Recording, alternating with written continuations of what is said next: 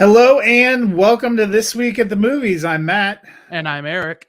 And we have a loaded show for you this week. We are going to be talking a return to a George Lucas classic, Guy Ritchie's return to form in a World War II story based on a true story.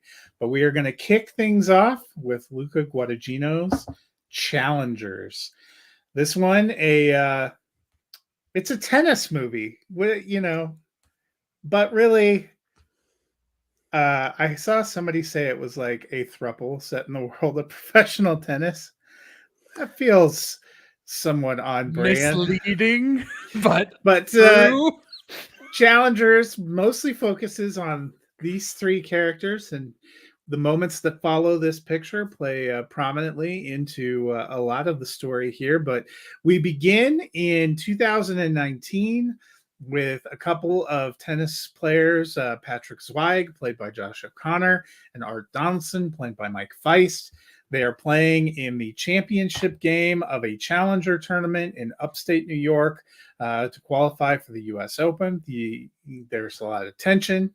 You can tell immediately.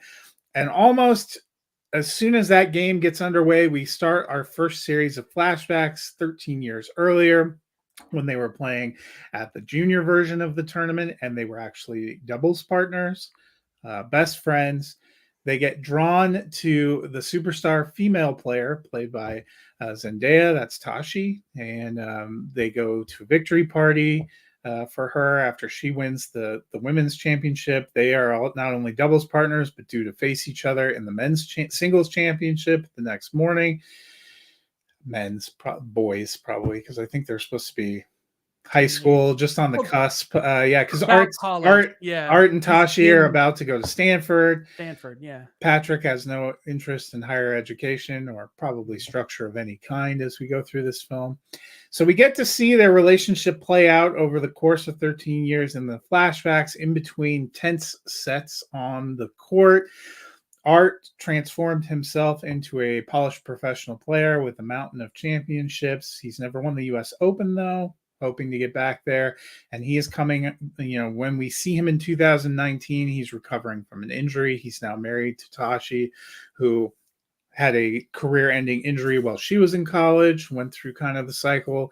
Meanwhile, Patrick had seemed like the more promising of the two male players in the early part of flashbacks, but kind of his career peters out. And as he arrives at this championship tournament, he is nearly broke and on his last leg of his professional career, trying to jumpstart things.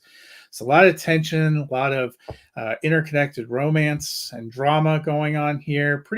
Pretty kicking soundtrack at times. Really enjoyed the score.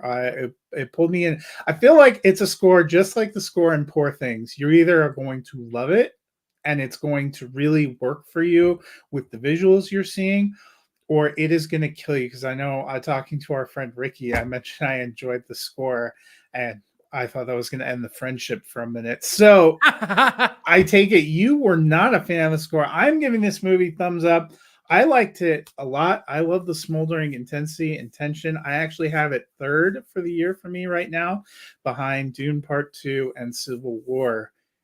You look like you didn't enjoy it quite as much. I give this movie 2 full thumbs up. I loved every frame, every beat of this movie. You're scaring me with your drop. I love Challengers. What the face that you're reading is me relishing that Luca Guadagnino, my man, like pulled through, because you were on the fence. Like, you haven't liked a lot of his other movies. Even a blind squirrel finds a nut every once in a while. Oh my gosh, this movie. I don't want to explain anything in the spoilers, because here's the thing. This has been a weird year for marketing. We've been talking a lot about this movie's trailer lied about it. This was negative. This was positive. They should have marketed Abigail differently. This movie's marketing is perfect. It sets you up with an expectation that drives you into the tension of the movie before you've even seen the movie. And so I really want people to go into this as blind as possible so you get the full ride. It also So some of the run up, I remember, especially last year. So this movie was originally slated to come out. I think it was supposed to have been September, October. It was one of the films that got pushed off. It was one of the first ones to bail out and come into 24 when the writing acting strikes started. I can tell why. This would have got lost in a shuffle. Well, there was also a lot of talk at the time about it potentially getting an NC-17, and the way that they do the marketing, I think, gives you the impression, Yes. some of that it's going to be more salacious than it is. Yeah, that's what I don't want to spoil. I think everyone has an expectation of Well, what is going to happen by watching that trailer.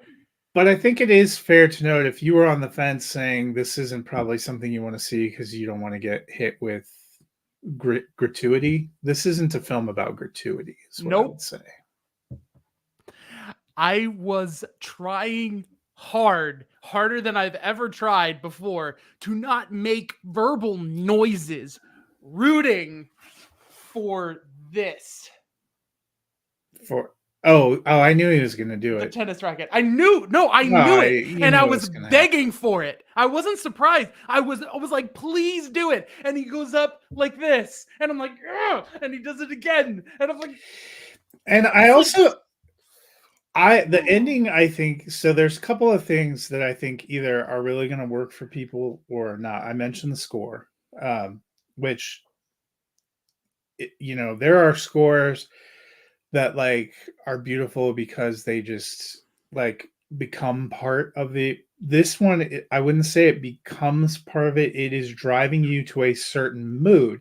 And yeah. so that worked for me. But there are people where they don't like, I think they don't appreciate the conscious presence of a score. Well, that's the thing that I thought was so beautiful about this score is it is more, it makes me think of a David Fincher sort of mood setting piece until it grabs your attention on purpose and makes you pay attention to things. And I think those are the beats that irritate people that the music does not work for, is when it's just like constantly revving up with the same like sort of like presence, and at moments when it's like, hey, you need to start paying attention because something is happening that's subtextual or important, and there's a lot of tension here, and it's like throttling you. So like there's a lot of easing into the back of your brain that there's a mood going on, and then snapping your attention to it. And I thought it was perfect. I thought it was a fantastic way to help build the tension. I also have enjoyed, not that they're the same, but other kinds of sports movies like this where you have the ongoing game that they're playing, but you're also getting flashbacks. Like one of my favorite sports films is For Love of the Game, where Kevin Costner is out there. Not that it's remotely the same exactly, but where he's out there pitching like this game and potentially a perfect game, but we're having this flashback of his career and his life and his relationship, and you're seeing all this tension build. That one, based on a novel by Michael Shara, and the way it's put together, I have always appreciated that tension. There was elements of that here. You have this basic, back and forth tennis match, and they really lean into that tennis match feel, and and it being a game, a back and forth game, and a back and forth momentum game, and you feel that in the flashbacks. But I also think in dialogue, the camera teaches you a language of following the ball, and they use that in dialogue, and it's the other thing that I feel will end up being real polarizing is the ending, which I think fits. They drop pretty major clues to it early when these three first connect, when they're talking about what tennis is, and so I thought it was fitting to that sense. But fitting is the right word. It's not a quintessential American ideal of an ending. Yeah, it doesn't. It's not a resolution, which is upsetting on some level. But not I wouldn't even say it's not level. a resolution. I would just say, well, what happens after? Like, well, yeah. But, and I think so. Those are some of the complaints I've seen from people that didn't care for it, is some of the aesthetic of the mood that they're creating. Well, I mean, that's why film ultimately is subjective in some ways. I mean, True. even you and I have seen the same movie and not appreciated it in the same way, or one No, of us I not know. appreciated it at all. But I, those are two things that probably that I think have taken some people out of it that I actually appreciated about it. Mhm. Sure, which is fair because viewers may go into it with this. Like, it's fair to set the expectations that people might have, and with that, I will tell you that the thing that does come with this is it is a story that ties you in by really well structuring the story over a long period of time. So it's enough to keep you engrossed and engaged. But if you take two steps back to think about what kind of people these are and what they're choosing to do with their lives, if someone just told me about who the people were and told me they had a story to tell, I wouldn't want to hear their story.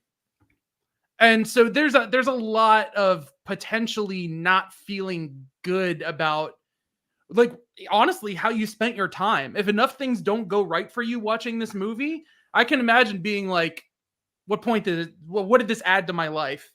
And what's been amazing for me is I currently, I do kind of a running throughout the year tally now, because when it gets to end of the year voting, it's too hard to remember things. But I currently have Zendaya with 2 of the 3 best lead female performances of the year.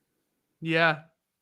This is second best to Dune Part 2 that I've seen this year. I put Kirsten Hands Dunst down. between them for Civil War. Civil War is incredible. I think that's my number 3. After that, I don't know. What's your 4 and 5?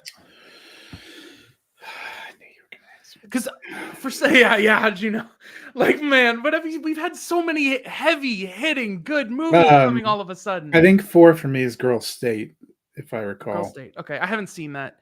That's the thing. Yeah, that's a documentary. Girl. Well, I incredibly loved Boys State, which came out in 2020. Girl State is a similar concept. And then, current top 12, at 12, Monkey Man. At 11, Monkey Man was so good. At 11, the Prime Video original Musica. I really kind of loved what they were putting down there. I have Arthur the King at 10. Is that good? You Can Miss Me with Your it's not high art. I thought it was really entertaining for what it was, and it was much more emotionally engaging than I was expecting, and it had some cool sequences. I like Simu Liu, I like Mark Wahlberg, I like Nathalie Emmanuel, who are all together. Dar Slim. It was a good group, and you know what? Sometimes an animal story is delightful. It's based on a true story. I thought that made it more interesting. At 9, I have Godzilla versus Kong: The New Empire. That's the one you actually have to defend, but you don't have to do that now. I mean, I thought it was for what it is what it's supposed to be. I also try to evaluate films for, are they what they're supposed to be, with and context. Are they enjoyable in addition to being well made? And I actually, as I mentioned when we did it, I liked that one more than some of the ones before it. I have a Hulu original called The Greatest Hits, that is at number 8 for me. It has a very high concept,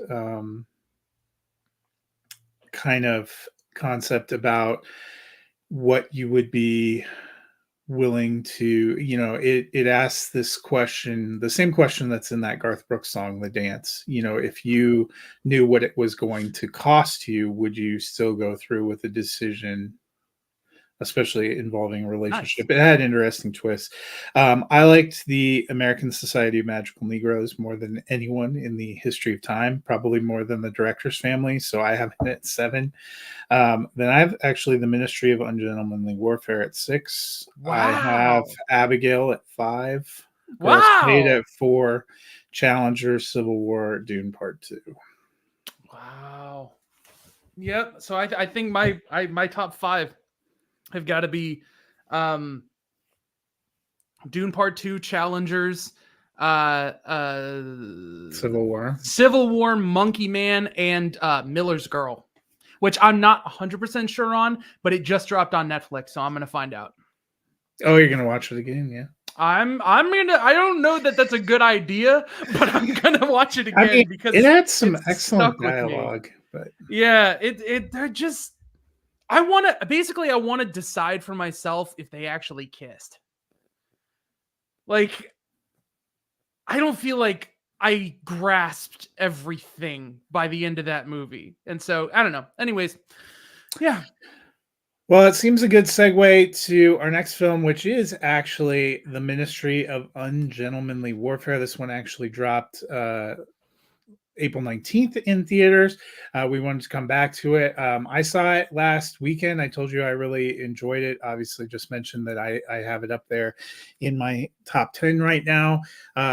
This one is set in World War II. Winston Churchill, played by Rory Kinnear, at the behest of a brigadier general in charge of intelligence, codenamed M, played by Carrie Elways, and assisted by Ian Fleming. Yes, that Ian Yeah. Fleming uh, co- convenes a special mission force to basically go and try to wipe out the supply ships that are helping the Germans maintain control of the North Atlantic Sea by refitting and resupplying their U-boats.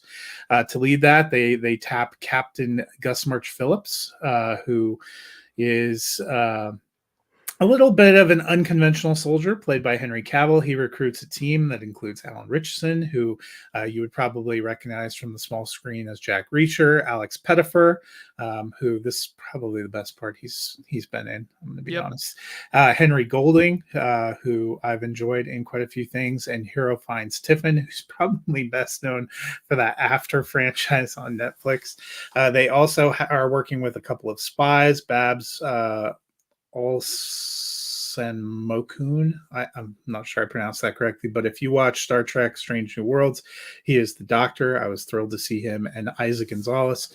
And they are going to infiltrate the port and to try to distract the head of the German army there, played by Till Schweiger.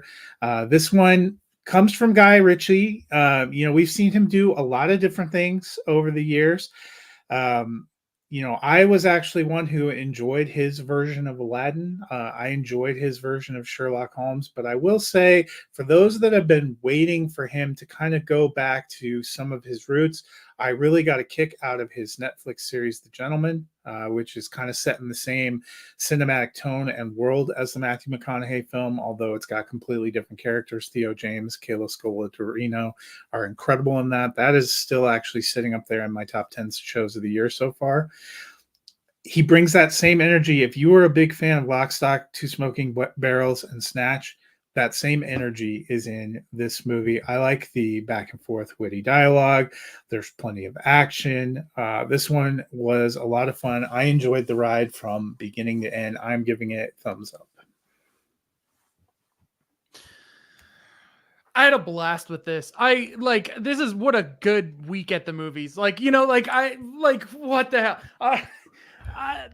The story is fascinating. I'm sure it's embellished for the theatrical run, and there's something comforting about sometimes when you're able to recognize, because of like the lighting of a scene, like this is in a studio. There's something so fun still about that. Like, this is just a really competently made, recognizably Guy Ritchie movie, and Henry Cavill is amazing, and I am so excited to see like more new things from him. So I'm kind of bummed about the rumor that he's Wolverine, because I kind of don't want to see him locked into one character long term. And Alan Richardson really surprised me, and Alex Pettifer also.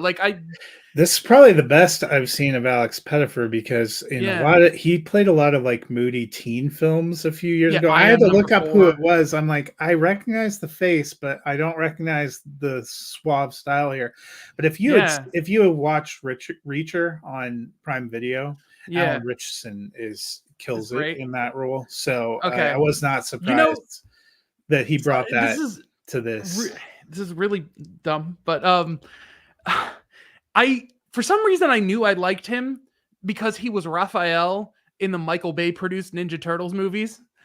And I wasn't expecting us to go there, but say what you will about those movies, but the personalities of the turtles are pretty accurate, and I think he did a really good job with that. But I haven't seen him in like Jack Reacher or anything like that, so like I was like, but he was a highlight, man. Like Guy Ritchie, I love Guy Ritchie, and this really falls kind it's of more been in a the good vein of 2024 so far for him, Sherlock because like Holmes. if you enjoy vintage Guy Ritchie, the Netflix series, it's a quick 8-episode watch. I'm hoping they'll renew it.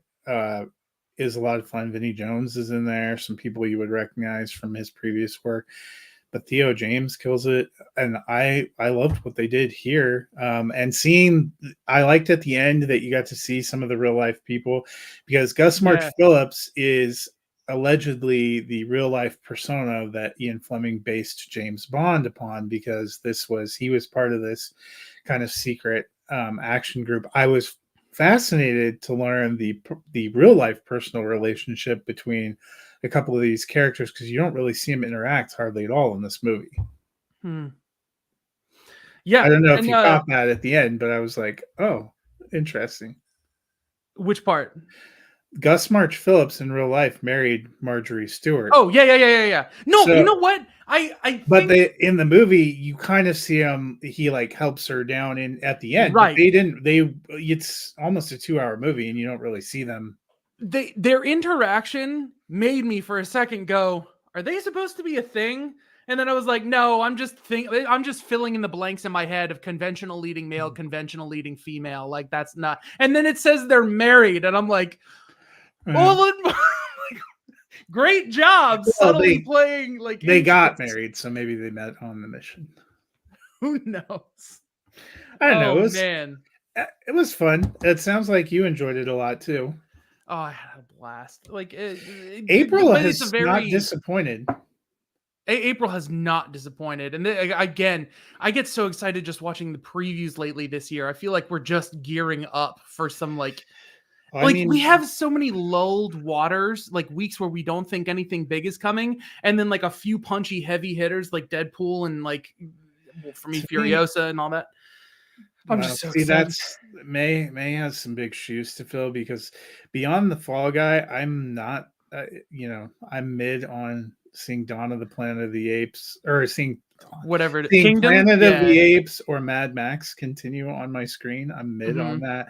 I have some decent hopes for If. I'm a little worried about Back to Black. I mean, there are some good things, but I was trying to remember what was so this month.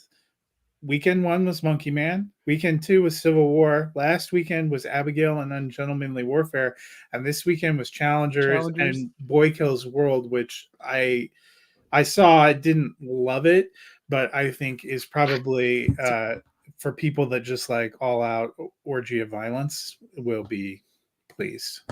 Okay, I'm gonna see it then. So I I was mean, on the it's fence. been there is a banger in every weekend. Yeah. Every weekend in April produced at least one film that has landed in my current top 12. So, challenge accepted, May. Yeah. Can Garfield with Chris Pratt make All of the wind just left my sails. Well, Head in the May is water. going to kickstart with we already know and have seen and have embraced one of the big releases for next weekend. In case you missed it, May 4th every year is Star Wars Day, and this Star Wars Day weekend, in honor of it turning 25, which still makes me feel old. Star Wars Episode 1, The Phantom Menace, is making a return to theaters. There's probably generations of people that had never got a chance to see it in theaters. It was first originally in theaters, came out in, I think it was the first weekend in May or the second weekend in May of '99. I remember that was right about when I was graduating from high school. So it's really causing some introspection for me. Episode 1 was 99, so it was 16 years after a Return of the Jedi. They came back and made the prequels. This movie was probably not what people were expecting, especially like original trilogy purists. And I would say my opinion of this movie has changed over time. I can't give it a thumbs up, but I will not be cruel. I will give it a thumbs neutral. I feel about this movie probably the same way that I feel about Harry Potter and the Sorcerer's Stone, in that it's a piece of a larger franchise that could be a gateway for younger viewers and suffers because it is more or less a children's movie. And within that, I think we got a couple of cool things. I think the pod racing sequence was pretty fun. We got a pretty killer lightsaber battle, a three-way lightsaber battle. We got a cool looking villain in what? It's three. I'm just thinking left to right for the pod racing, and then a three-way duel. And I'm just thinking about challengers again for some reason. We got a cool looking villain. I wish they would have had him in more films or known what to do with him, although that does detract from the power of that sequence. And we got an all-time banger of a song in Duel of the Fates, which is probably one of John Williams' better musical. I mean, you hear that music and you just like your heart starts. It's the equivalent of listening to the Challengers soundtrack for 6 hours straight. Your heart is going, you are just banging out. But I mean, you also have the misguided Jar Jar Binks, which even 25 years later, I recently rewatched this and I'm like, this feels like almost an even worse look.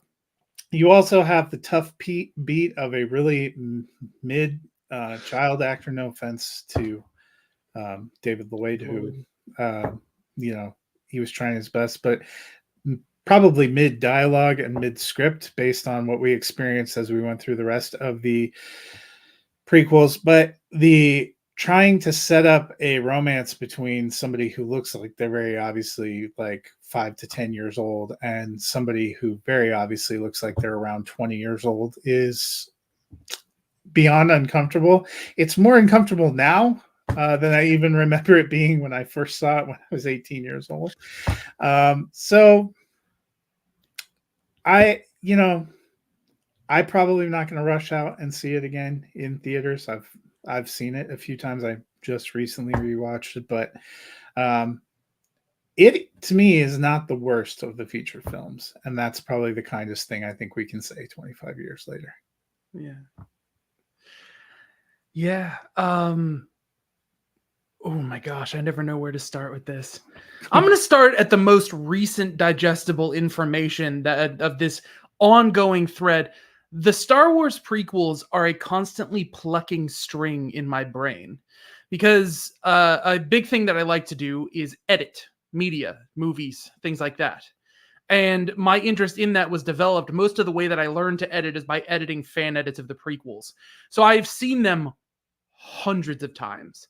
And I have like the scene that I know from each movie that is the first thing that I cut out of the movie. In this case, that is the reshoot scene where Qui-Gon Jinn is sitting next to Obi-Wan and they like make up after having an argument about whether Anakin should be trained. And that's for a long, the annoying, boring reason. So I will say the fascinating thing about episode 1 is it was made out of such instability and drive and originality. This person was so sure what they wanted, but then just kept changing it as he went along. They just recently finally released concept art of what this movie looked like when there was no Qui-Gon.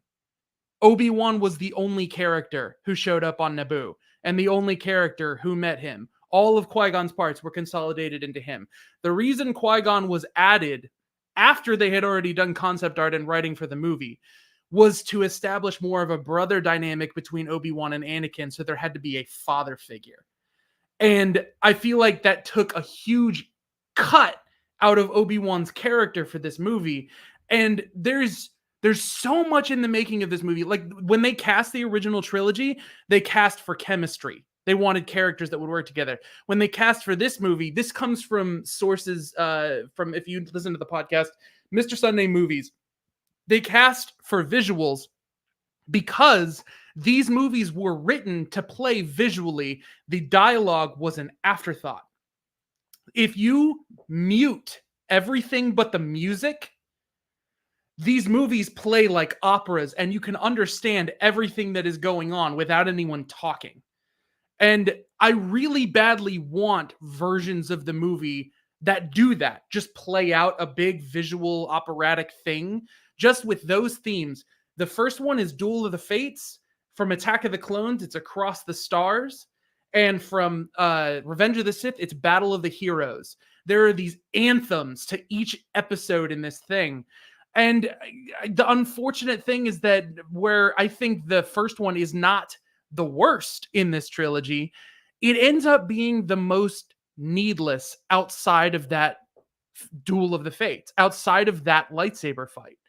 The core nugget of important story that happens in this movie is Anakin Skywalker is established as someone important, and it is made known that how he is raised and what he will come to be is important. All of that information is in that fight. And the rest of the stuff gets reestablished in movie 2 like it's brand new, like Anakin and Padme's relationship and like Jar Jar like disappears from the series basically, like well, no, I mean, Chancellor and Jar Jar stays there and is the one that casts some of the deciding votes for yep. And Senator Binks. Yeah. But I think hello, part of me thinks that they really fled from featuring the Gungans because of the blowback, even in '99 to those decisions was. But see, that's pretty... the wild thing about these movies is they constantly stand up as pinnacles of innovation. And Phantom Menace was one of the first movies to be digitally projected in a theater. And see, that's the other thing that I think, as you reflect on the prequel trilogy, they were a little too early because we were just starting the technology, and now if he was making those, if he had started it in like 2010 instead of 99, I wonder what that would have been. I mean, you still have dialogue issues, but they so obviously look like they're green screen, and people weren't used to green screen. And I think that really jacks with some of their performance. Like, we know Ewan McGregor, Liam Neeson, and Natalie Portman are good actors. We know Samuel L. Jackson is a good actor.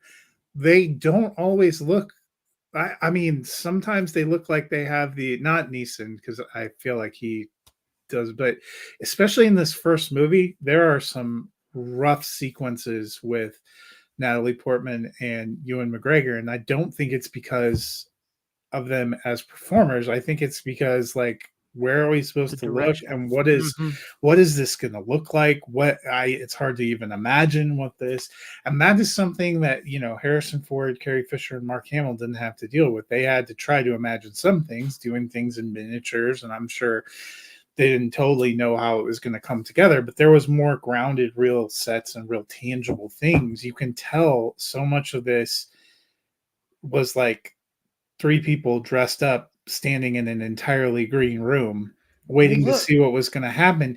And even the way it all blends together, it very much looks like the live action equivalent of the Clone Wars animated series, because everything looks animated. And that's probably why the Clone Wars animated series looks so perfect in between there, because it is an animated world. But I mean, that's almost, to me, by the time you get to Revenge of the Sith, they're starting to fix some of that, but that still has some like horrendous, and you probably shouldn't have just gone all out and digitized Yoda. You had to, I guess, for his kind of cool lightsaber actions in a few of them, but remember, he was a puppet. The remaster, which you would have seen in theaters and people would be seeing now, has digital Yoda in the first one, but there's a weird looking puppet in the original release. In the first one, digital Yoda showed up in Attack of the Clones. But that's the paradox of the prequels, is if they didn't go exactly as far as they went, Lord of the Rings would have been the hallmark for advancing digital cinema and special effects.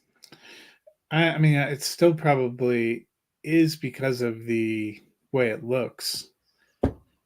They also used more real I'm sets saying than- all that technology doesn't come to be what it does in the 2010s without George. We don't start filming movies digitally at all on a large scale if Attack of the Clones is not made. We don't like, or maybe we do somehow, but we don't know how. That's the crazy thing, is these movies, as bad as they are the reason that we can edit on our phones.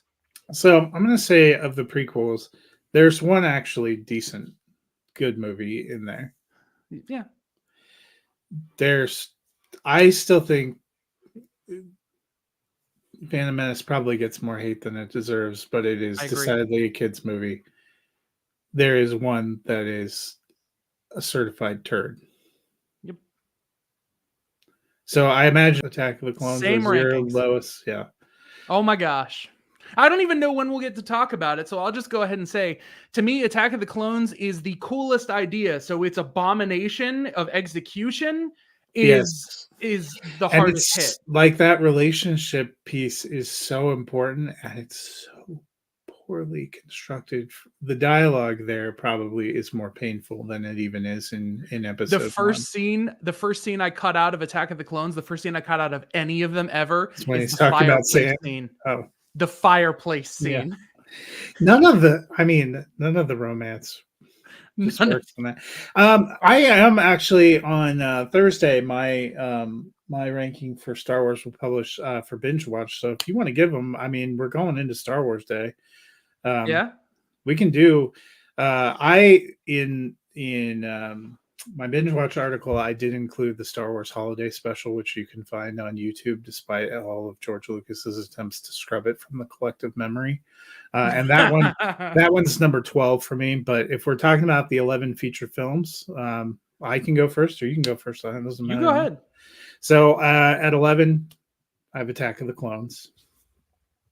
Let me pull it up so I don't mess one up. At 10, I have the Phantom Menace, which, I mentioned it's not horrendous, but it's not great either.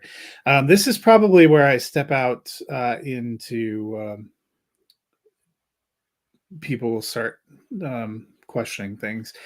9 for me, I have The Force Awakens, which I think is fine, but it's like purely nostalgia. Some of the things that you said about the Phantom Menace not being entirely necessary based on the movies that came after it, I would apply to The Force Awakens. Yeah, well, hey. At 8, I have Solo, A Star Wars Story, which I don't think is incredible, but has some moments. So there's one film I find terrible. There's one that I find disappointing. The rest, I would say, from 9 up, are all watchable to varying degrees. And you might even get excited about them. So that was 9, 8, 7. I have Return of the Jedi, which I think it's a solid film. I enjoy it. I just don't love it as much as I did when I was a child. Then number 6 for me, I have Revenge of the Sith. I actually think that may have the best lightsaber fight of all of the Star Wars movies, and it has one of the coolest settings, that the whole world being basically a volcano. The way it goes dark, there are some objectionable ways that they pull it all together. The never really explaining what happened to Padme in a sufficient way, and some of the ending sequences there, they really did Natalie Portman dirty. They really did, for having such a competent actress. And again, that's what pisses me off the most about too. But whatever, you go. So 5 for me is Rise of Skywalker, and I acknowledge that a lot of people dislike it. And when I was rewatching, I thought, oh, I'm gonna end up having to drop this. And then we get to the middle of the movie, and the set pieces work for me, and the emotional back and forth works for me. The return of Harrison Ford works for me. I really enjoy Adam Driver and Daisy Ridley back and forth. Justice for Kelly Marie Tran, who gets marginalized entirely in that movie, but the closing battle sequence and some of the emotion of those worked for me. Then 4, I have A New Hope. 3, I have Rogue One. 2, I have The Empire Strikes Back, and number 1 for me is The Last Jedi, which I maintain is the best performance and story arc for Luke Skywalker of the entire Star Wars franchise. I'm just gonna let that sit for a minute.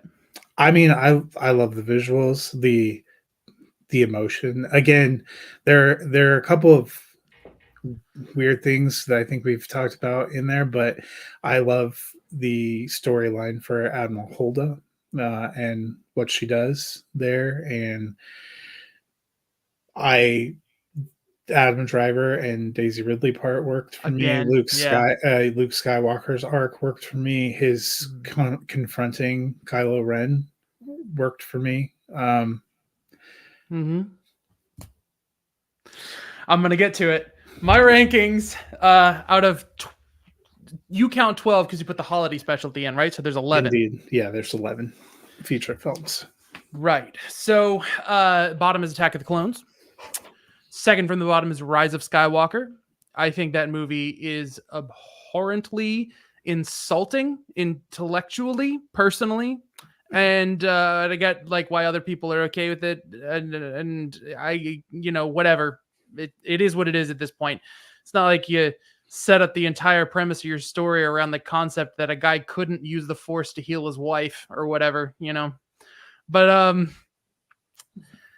anyways, we're gonna move on. So 9, that would make 9 Phantom Menace. 8 would then be Return of the Jedi. 7 would be Revenge of the Sith. 6 would be The Force Awakens. 5 would be... What am I missing here? Well, you still have Solo, Rogue One. Oh, I'm sorry. No. Okay. So where did I just say Revenge of the Sith was 7, right? Mm-hmm. Yeah, sorry. So 7 is Solo, 6 is Rogue One, 5 is Revenge of the Sith, 4 is Return of the Jedi, 3 is The Last Jedi, or 3 is A New Hope, 2 is The Last Jedi, 1 is The Empire Strikes Back.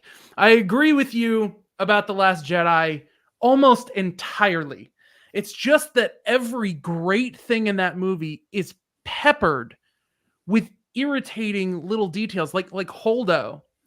You could have exactly that great arc with her without her having to split Poe off into a side story. You could do it easily. Like Luke Skywalker could have exactly the same arc he has without having the flashbacks and having it be about him personally almost killing someone or not.